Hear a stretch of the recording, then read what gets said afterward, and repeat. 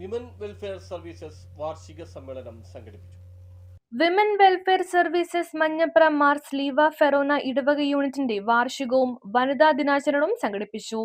Parish ഹാളിൽ നടന്ന വാർഷികാഘോഷം director father doctor Varghese Pottakkal ഉദ്ഘാടനം ചെയ്തു. യൂണിറ്റ് പ്രസിഡന്റ് സിൽവി ജോസ് അധ്യക്ഷത വഹിച്ചു. Father Jins Njanakkal, animator sister Merina, Forane president Rincy Polachan, Grace Mary Polson, Deny Polachan, Alice Francis, Biji Thomas, Celine Paulose, Tomy Maippan, Roy Thottakkara എന്നിവർ പ്രസംഗിച്ചു. സ്ത്രീ മഹത്വവും വിശ്വാസ ജീവിതവും എന്ന വിഷയത്തെപ്പറ്റി Karukutty saint Joseph higher secondary school principal sister Soumya class നയിച്ചു.